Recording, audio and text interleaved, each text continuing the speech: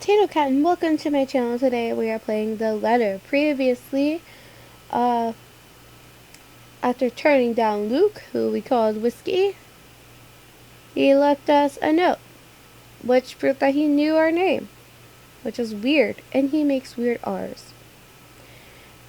And after that, we finally met him, and we're like, oh my goodness, that was my client. Let's not do that again. And so we went to the library where we met Becca, where we're like, what do you know about history? You being all short and redheaded and stuff. And she was like, excuse me. And then put us in our place, rightfully so. Because that was kind of a jerk thing to just assume things about somebody. And then it turns out we're actually pretty close to Becca now. We're besties now. Library besties. History besties. Whatever. And then we found out, oh yay, they actually got the mansion now. And Marianne was like, that makes no sense because it was like less than a day, but whatever, let's go get the floor plans. And then we ran into Isabel and we're like, I bet she only uses smartphones and is stuck on the smartphones like some lazy person. And then she's like, yes, real things are better than digital things. And now she's shocked about this because I guess she's always right about people, but lately it's been that she's always wrong, but whatever. And that's pretty much where we left off. Alright, let us continue getting these floor plans. Yes, nothing is quite like the real thing. Checking out the floor plans, I see that I have a lot going for me. Now I know what Ray felt when he found the Central Park West building floor plans from that one movie. I don't know what that means. Ermengarde Mansion floor plans. Ground floor first. Say. Is this like a British thing? Isn't like the ground floor and the first floor the same thing? I mean, I'm not an architect, but I've seen floor plans.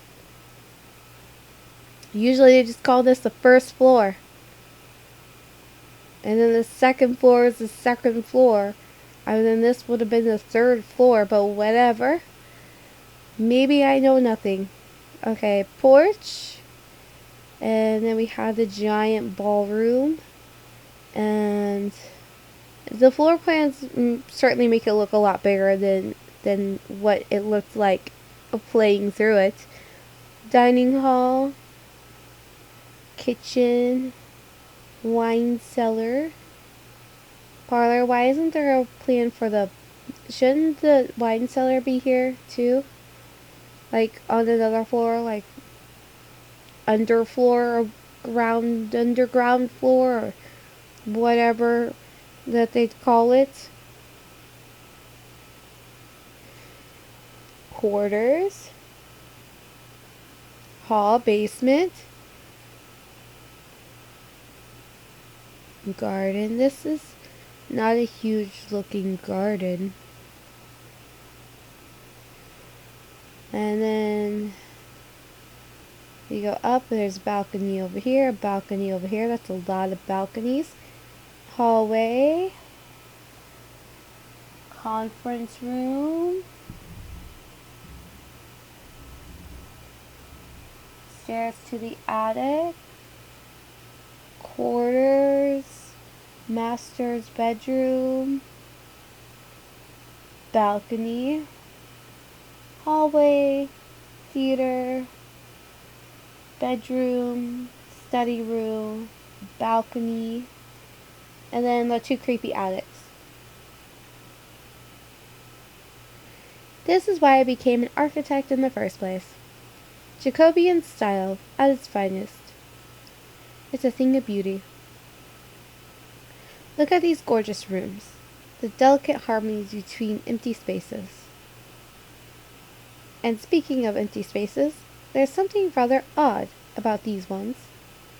I feel a bit silly saying it out loud because I've never lived in a big house, let alone a mansion. But during the tour, I had the distinct impression that the rooms were bigger. I had the opposite impression. Maybe the scale is wrong? It's not much of a problem, and it is an old house.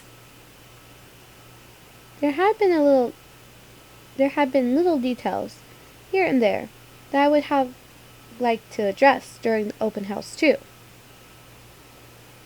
But it was all forgotten in the wake of Miss Santos' incident and the trouble with the ownership. The wine cellar is going to be a problem. I started to think what sort of repairs they did to the place. It might have been things that were swept under the rug, pushed to the dark corner of the rooms, and hidden away in barrels. Water damage could have been covered up. There had been floods due to heavy rains in West England just last year, after all, and if there's any sort of damage to the house foundation, that's going to be a lot of work. I was not able to look at the attic as well. For all I know, the whole family of vermin could have made their nests there. Working with pest control is always the worst. Nope, just your friendly ghost that tries to murder you. The sheer size of this place is staggering, even if I did just say it was a lot smaller than I thought. I might just be biting off more than I can chew, but who doesn't like a good challenge? First things first, I'll have to... So, do you want a coffee? The one from the staff room is pretty decent. The one from the staff room? The coffee from the staff room? There's really no need. I'm sure you have rules against it. Why would there be rules against it? Rules against bringing someone coffee? That's ridiculous. And even if there were regulations against it, nobody's really here to tell Sir John. I've already brought 2 mugs, and I'm not going to drink them on my own. Come on. Why did you bring 2 mugs? What if she doesn't drink coffee? I had to stamp down my annoyance at being distracted. Seeing the girl, the young woman though, it looks like she has a lot on her mind. And babbling is her way of dealing with stray thoughts. I'm not really the one she should be babbling to.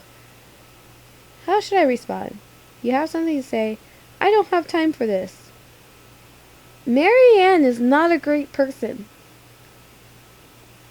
First of all, she makes snap judgments. She sees this person is like, oh, well, they're not really looking at history. I bet they're going to some Shakespearean flowery thing. And then when they get the books, they're like, oh, I bet you know nothing about architecture. Also, I'm taller than you. I'm going to use it against your shortness. Glare. And then she's like, oh, this young person, I bet they only use a smartphone. Who did things to her? I get you're busy, but, you're kind of mean. Even I'm not that mean. You have something to say? You have something to say? Oh, she likes me more now. I give her time to speak up. But when she just stares, I clear my throat. Yes? You have something to say? As embarrassment creeps up on her face, I snatch one of the coffees from her and take a sip. Too hot. Just thinking and speaking off the record, it must be fun what you do. You go to people's houses and you make them, well, pretty. You're sharing your art with them. It's a little bit more complex than that. But if you put it that way, it is fun. I wouldn't have done it for 7 years if it wasn't a little bit fun, I guess. These big clients always have paintings in their homes.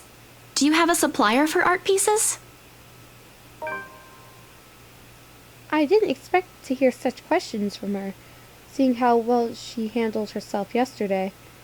I'm sorry, I chose the wrong option on that day, okay? No need to continuously remind me, game. I didn't doubt then why she was assigned to an important sale. the Ermengarde Mansion despite the little accident she had. Now, she just looks too young, too nervous, and unsure of herself, although her enthusiasm must make up for that in spades.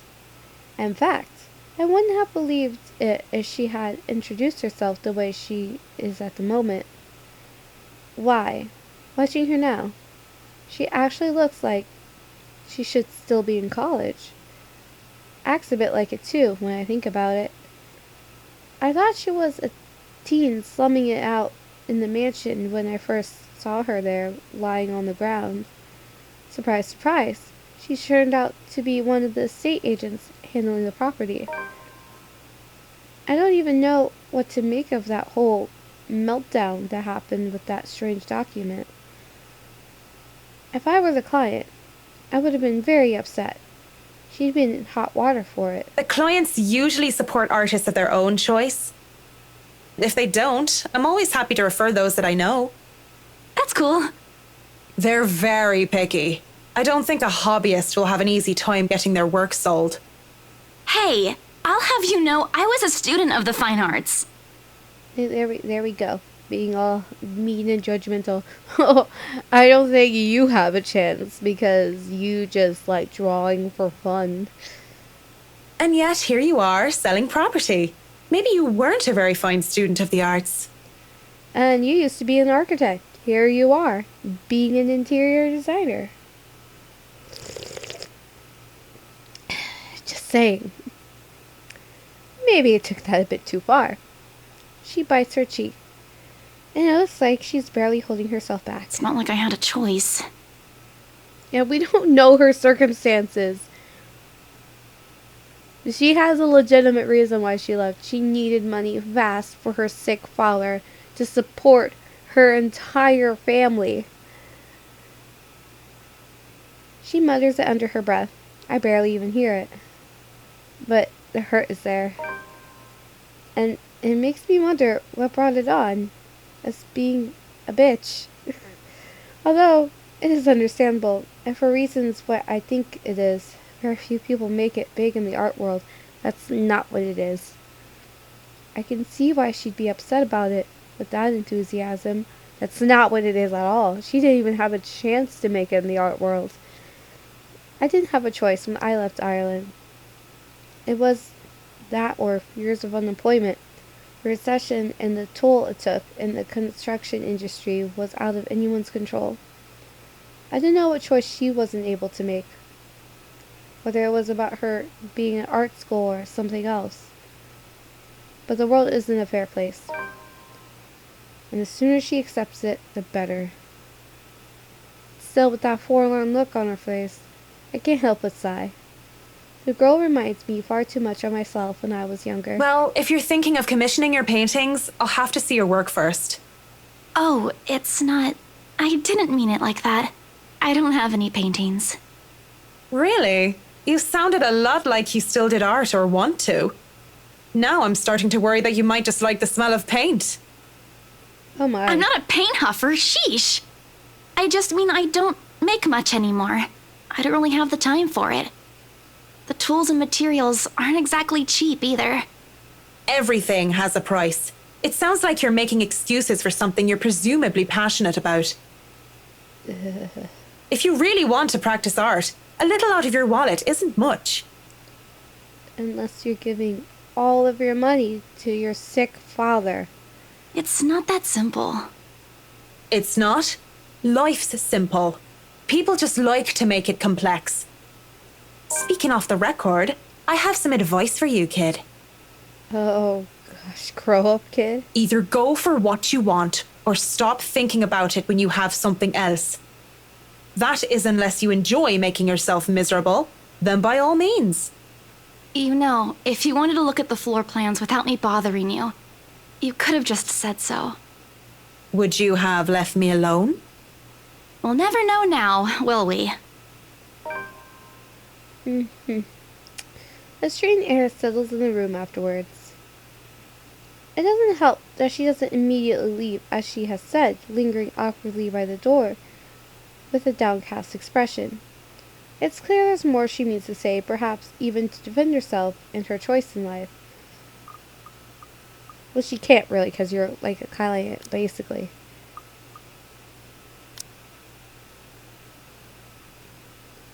Okay. Let us find. There it is. Marianne visited BRC to pick up the floor plans. She was assisted by Isabel Santos, and the two shared a brief talk about art, which ended with Marianne leaving a piece of advice to Isabella. Or is she expecting me to dish out more of that advice? It's an awkward affair, and I choose to hightail out of the realty office as quick as I can. Though I'm able to keep myself professional at all times, does not mean I like it. And seeing the most of the day has already gone by before I realize I choose to head back to my flat instead, despite today being a Saturday. No fun, but at least this way I can definitely avoid another unpleasant encounter.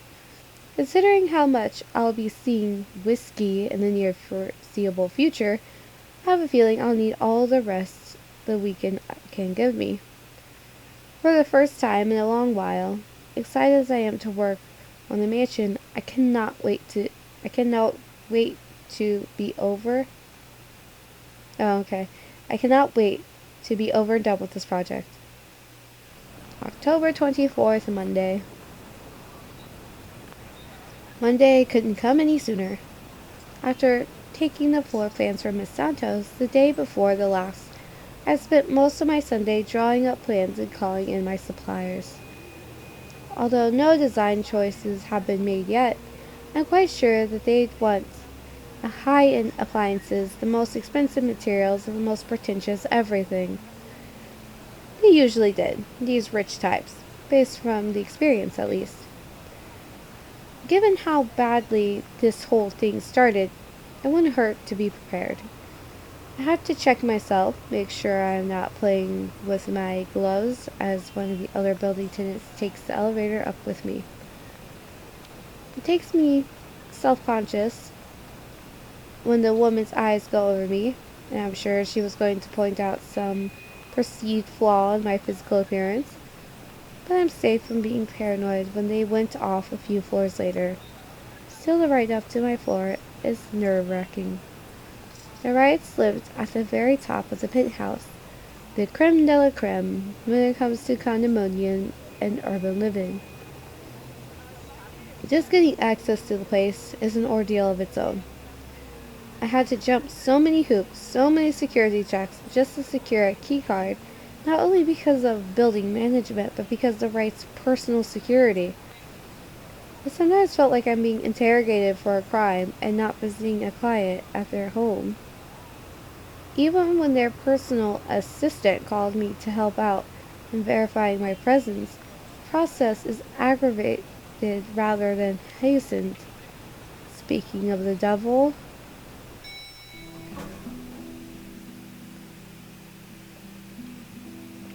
he's not a personal assistant, he's a butler. Those are different things. The elevator door opens, and I'm greeted by none other than Whiskey's not-so-little lackey. How dare you call Hansi a lackey? I do apologize if I kept Mr. and Mrs. Wright waiting. But I'm here now, and I'm ready, so if I may, where are they? They've just woken up, but they should be down soon.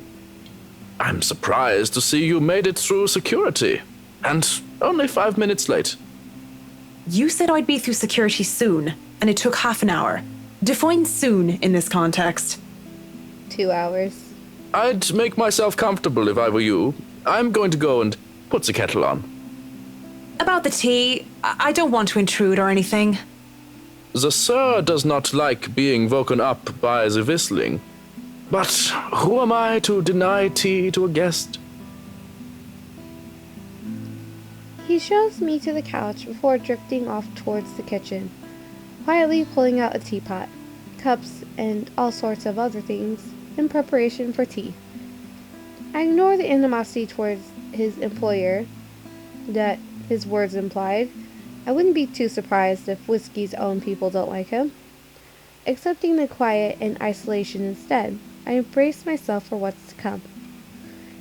In this case, soon apparently means more than 5 minutes, or even 10. I sit in their living room, just waiting. And when the kettle starts whistling and the tea has been served, I continue to wait. At least the silence is relaxing. Oh great, but then there's a crash. I nearly spill my tea all over my lap in surprise, and I look up expecting the security to come running. Even the man at the kitchen counter continues to fix breakfast, like he heard nothing. I don't want to speak up about it because he looks far too absorbed in his cooking, and I don't want to be the cause of burnt food or worse. However, there's something in me that just wants to figure out what that was, although I'm normally not this nosy. What should I do then? I really want to check it out. I want to so badly. Continue waiting. Waiting is boring. Let's do the nosy thing that gets us in trouble, because I'm good at that. Story updated. The crash came from the hallway, and I really shouldn't be snooping about. But it's just concern. Yeah, concern that urges me to check it out. Sneaking a glance at the butler, I consider sneaking off, but Excuse me, but where's the loo? he barely looks my way before pointing a spatula towards the hallway. It's a good excuse, isn't he? And if I'm caught lingering longer than I should, I could have just excused myself and say I wasn't sure which door led to where.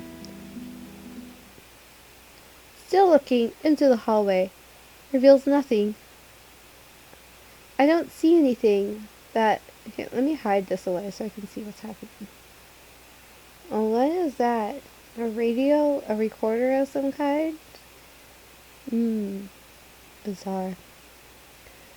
I don't see anything that might have caused the crash. The hallway, like the rest of the place, is in pristine condition.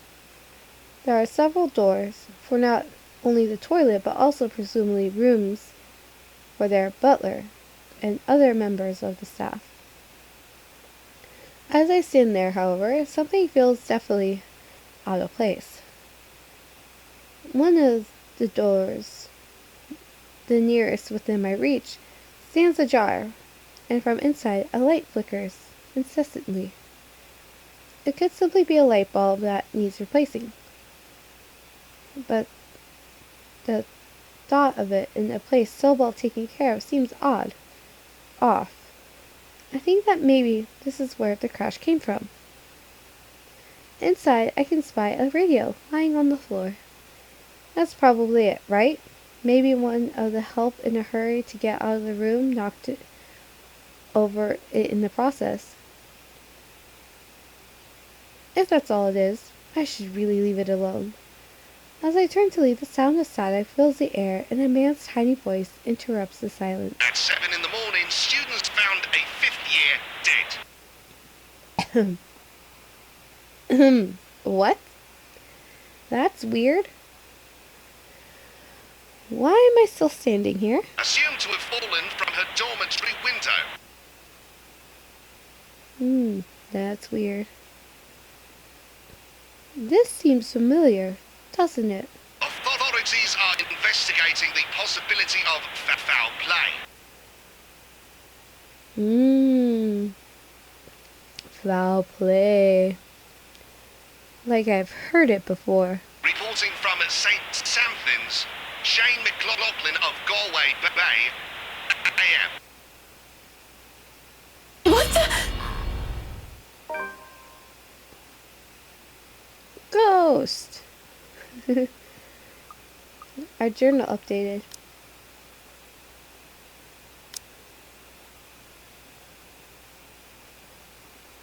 Marianne visited Wright's penthouse to discuss work with the couple. While waiting for them, Marianne decided to investigate a violent crash she heard in the hallway. There was something odd. A ghost girl appeared out of nowhere. I recoiled, backing away from whatever that was. In the process, I trip backwards on my feet and I wait for the pain falling flat on my back. But instead, I feel a hand on my back, and I see this smug smile of, well, guess who? Oh, don't tell me you're reporting to work drunk, Mint.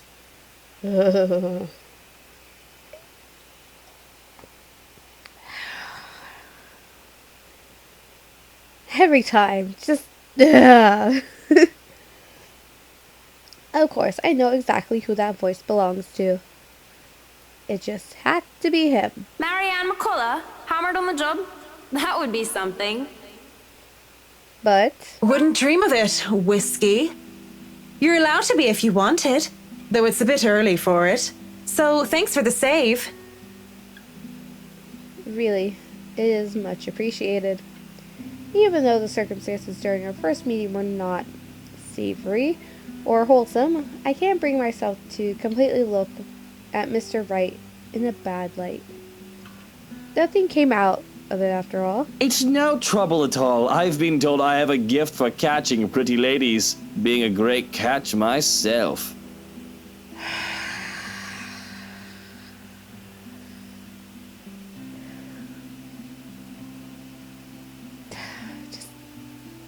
Ah! Is that so? Would you say you'll be able to catch if another man were to pitch? Oh, Marianne. Perhaps, but I wouldn't know.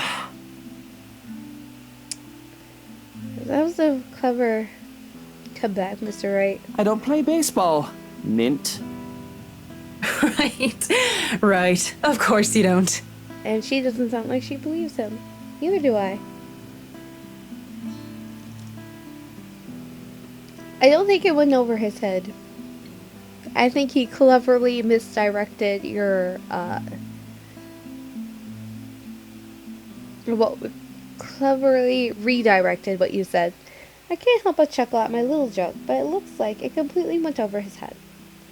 If he had understood it, I guess it would have been inappropriate. He is my client, after all. Speaking of which, where is Mrs. Wright? I have work to do, sir. Where is Mrs. Wright? He doesn't like that so much. Whatever little camaraderie I had with Whiskey is forgotten, however. I straighten up and glance behind him, only to find that he's on his own. Mrs. Wright is still absent. I still remember my place and why I'm here. To continue in such a manner with her husband would feel like a breach of trust between my client and I. Since you are here, I don't suppose Mrs. Wright is on her way down? It is 10:30 after all. She'll be down here in a moment. For now, you have me. I don't want you. Can't I just chat with a good friend? No. I don't think a night where we talk like two drunk Egypts makes us good friends. I just don't like him. And if you have any bit of sense, it's better to forget that night ever happened. He won't, though. What? Why not? It was a good night, if a bit boring. You know exactly why. We both know what your intentions were that night. And to find out that you're married? If there's even an ounce of decency in you, if you'd like the world to be a little less messed up, you'll remember your wife and what you almost did to your Mrs. Wright. It's better to get that out of the way once and for all. Well, no need to be such a killjoy about it. Oh, yes. How dare us. The dead air between us, because it can't be anything else but that, is broken as a lively voice calls out from the loft. What does the journal say?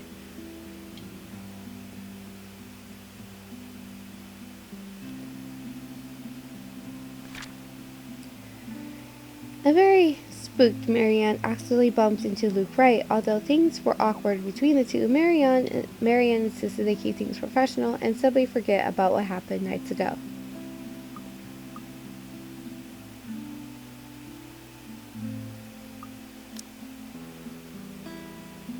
Marianne! I hope I haven't kept you waiting too long. You did. You kept me waiting for a very long time. I was able to snoop around your house and drink tea. That's a long time. I know we agreed we'd start at 10 o'clock, but mornings just simply do not agree with me. Not one bit. It's been like this since I've been in university. It's 5 minutes to 11 o'clock. These high-end clients sure like to be fashionably late. Well, we'll see where this goes in the next episode. I am Tato Cat. If you haven't already, like, comment, subscribe. Have a wonderful morning, evening, afternoon.